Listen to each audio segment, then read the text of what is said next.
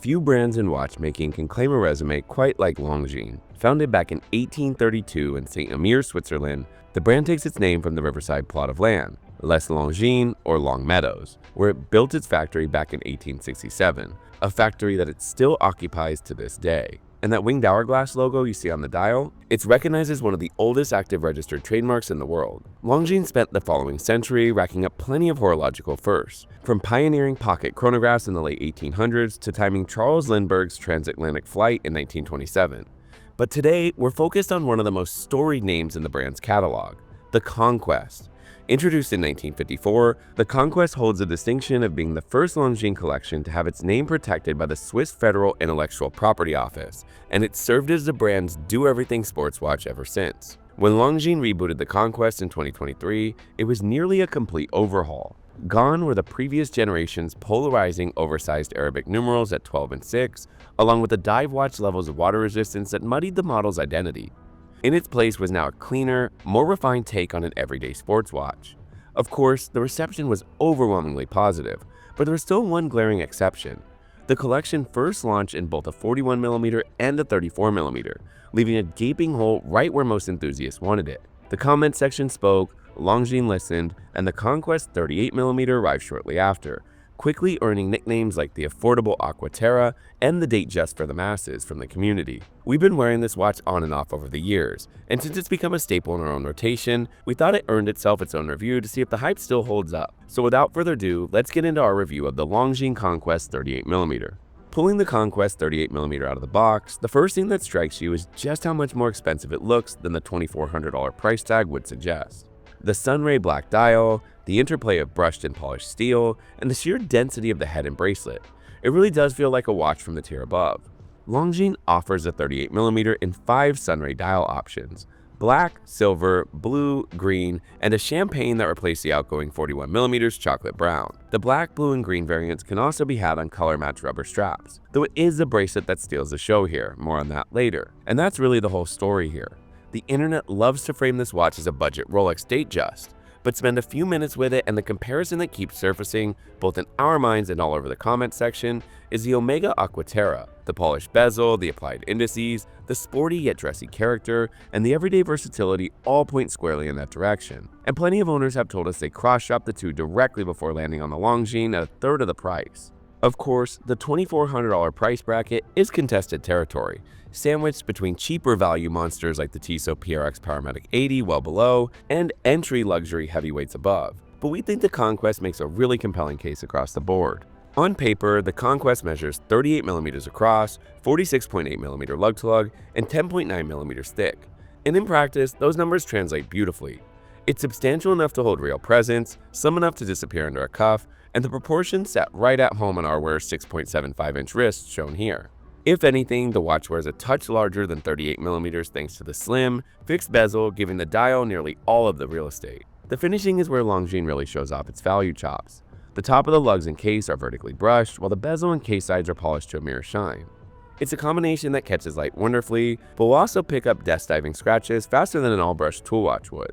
The streamlined crown guards are a massive improvement over the aggressive, industrial-looking guards of the previous generation Conquest, flanking a signed screw-down crown that helps deliver a healthy 100 meters of water resistance. Flip the watch over and you'll find a screw-down exhibition caseback with sapphire crystal, proudly displaying the L888.5 caliber within, along with magnetic resistant engraved around the perimeter. Seeing that we're suckers for a well-done black dial, it's no surprise that the sunray black dial is easily one of our favorite executions in the lineup. In dim lighting, it reads as a stealthy, monochromatic black, but catch it in direct sun and it comes alive with charcoal and gunmetal tones radiating from the center. Adding to the depth is a concentrically finished inner ring running just inside the minute track, a subtle sector-style detail pulled from the 1950s Conquest models that gives the dial a layered, almost architectural quality that you just don't see too often on watches at this price point.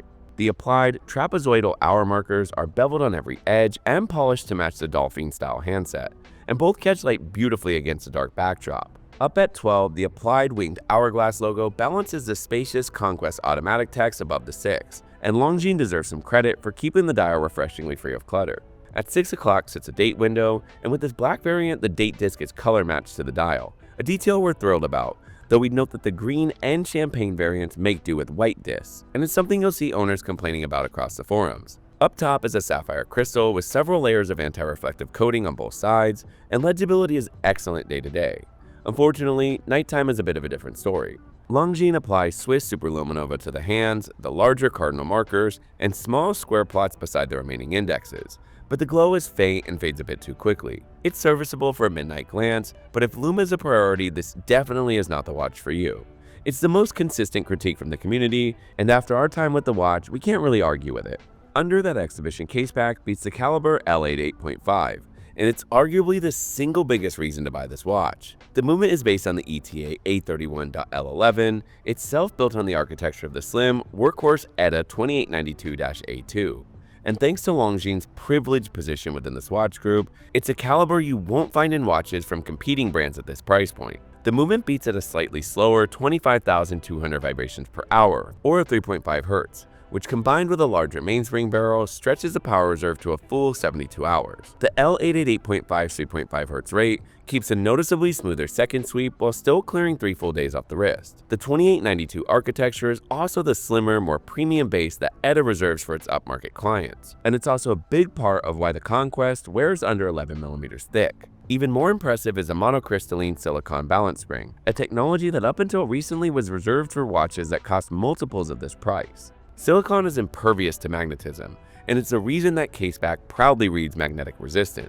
Considering we're constantly setting our watches down next to laptops, phones, and magnetic bag closures, it's a nice piece of added convenience. The L8 8.5 is not COSC certified, but in real-world use, it hardly seems to matter. Owner reports consistently cite accuracy within a few seconds per day, with some examples within chronometer spec over months of ownership.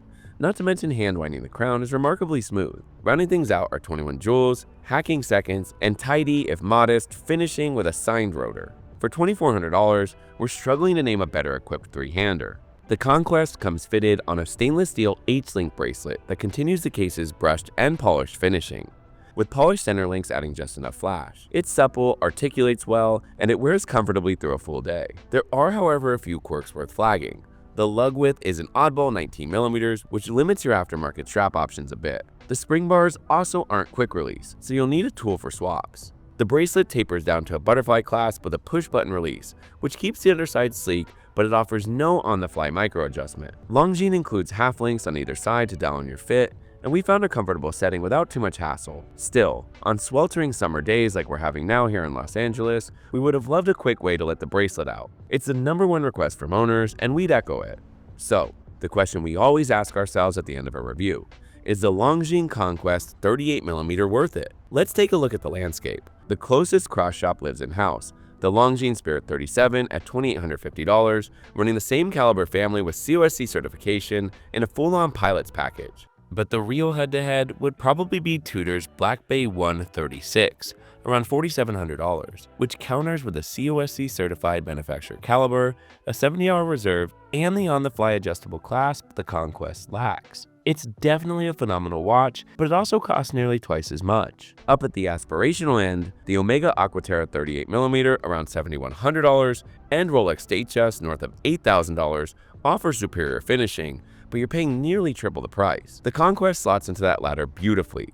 It feels like a legitimate taste of the entry luxury experience without the entry luxury price tag. Sure, the watch does have some flaws. The lume is forgettable, the 19mm lug width gives you less strap options, and the clasp deserves micro adjustment.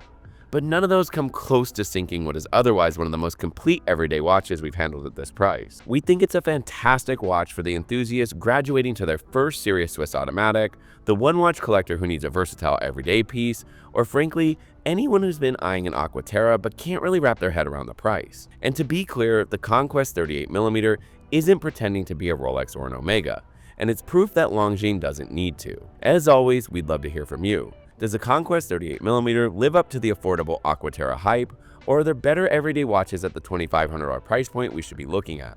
Let us know in the comments below. Thanks for watching, please be sure to like and subscribe, and we'll see you in the next video.